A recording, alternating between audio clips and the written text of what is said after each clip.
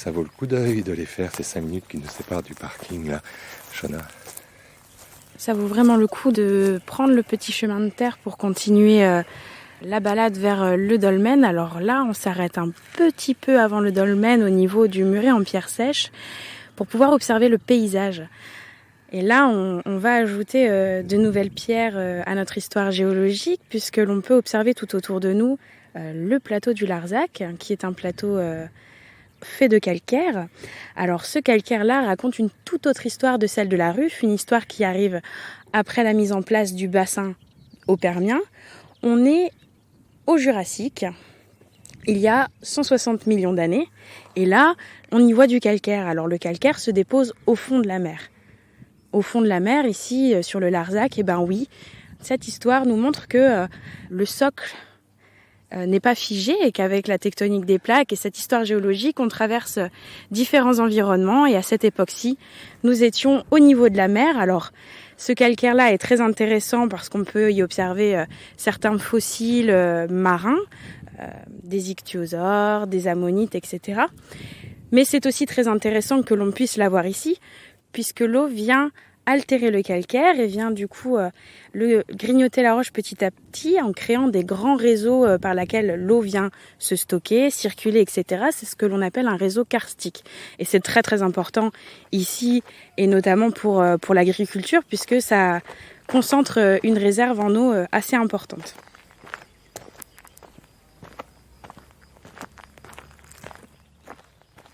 Alors si on pose les yeux sur ce muret en pierre sèche et sur ce reste de capitel que l'on a derrière, on peut observer directement la Ruffe du Permien qui est ici en débit très très plat et vraiment pratique pour pouvoir construire des murs en pierre sèche. Alors la capitelle, c'est ce que l'on appelle à d'autres endroits de la France les bories, etc. Ce sont des petites constructions qui servaient pour les agriculteurs à entreposer les outils, à venir s'abriter de temps en temps, etc.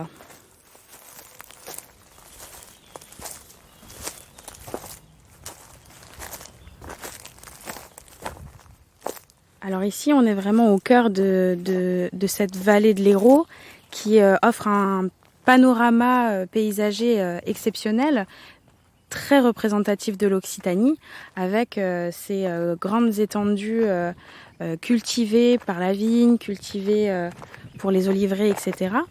Et vous avez aussi ce visu sur ces petits villages occitans qui sont construits avec la pierre locale. Et comme je vous le disais, la pierre ici est très diversifiée. Donc nous avons des murs qui sont polychromes pour certains qui peuvent avoir 3 à 4 couleurs différentes en fonction des roches que l'on trouve localement. Et puis cette sensation de grandeur avec le Larzac qui vient chaperonner tout ce paysage avec ce calcaire très blanc et beaucoup de végétation. Là, on est aussi à la limite entre le chêne vert et le chêne blanc, qui est marqué par la limite Ruffe calcaire et qui est très typique de la végétation locale. Tout ce qui est plantation de pins, etc., a été amené par l'homme dans le paysage. Cette végétation locale qui est vraiment typique d'un climat méditerranéen, tempéré par le Larzac. D'ici, je vois environ, parce qu'il y a des variations assez fines entre chaque, 5 types de roches. On a bien sûr, et celle qui est la star du jour, la Ruffe du Permien. Vous avez le calcaire derrière au niveau du Jurassique, mais vous avez aussi une autre roche qui s'est déposée un tout petit peu avant le calcaire, mais toujours dans cette histoire jurassique et la mer qui est venue envahir le socle, qui est daté d'il y a 160 millions d'années, qui est la dolomie, qui est un calcaire très riche en magnésium. Et puis, il y a toujours ces petites pointes de basalte qui sont les témoins du volcanisme très récent d'il y a 1 million d'années.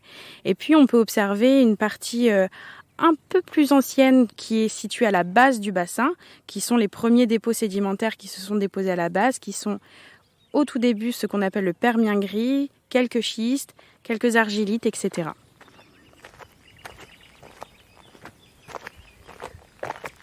Nous sommes en plein milieu donc de ce terroir sur les schistes du Permien, donc c'est des peaux du Permien gris.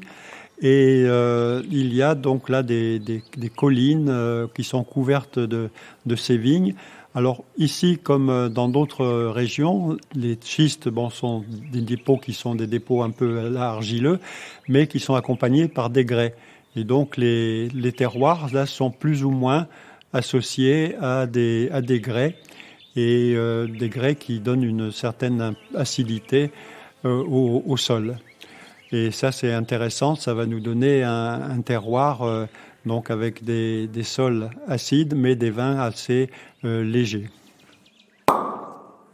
Bien sûr que le terroir magnifie les vins, crée les vins. Ici, c'est un terroir qui est dit cristallin. On a des roches cristallines. Et ces roches-là, autour du bassin de Saint-Jean-de-la-Blaquière, vont donner une identité minérale assez singulière à nos vins. Alors principalement ici on est sur un socle de schiste, cette roche sédimentaire. Elle est accompagnée par le grès qui lui a été poli, qui a légèrement été cassé, souligné par un granit que l'on nomme la rhyolite, qui est une roche magmatique, volcanique très intéressante. Et un petit complément, quelques grès rouges au sud du village, ces grès chargés en oxyde de fer, qui marquent ces paysages, notamment autour du Salagou, qui sont assez singuliers en termes d'identité et notamment de couleur. Une tonalité plutôt ocre dans nos sols, et effectivement des roches qui ne sont pas si polies que ça, puisque les massifs ne sont pas très loin, et les roches n'ont pas été beaucoup déplacées. Elles se sont accumulées sous l'effet de l'érosion, sur ces petites banquettes, dans ces petites combes, mais finalement n'ont pas été transportées sur des kilomètres. Il faut prendre le temps de monter sur les crêtes, d'observer et de toucher ce sol, cette géologie qui est assez singulière dans notre petit coin de l'Hérault.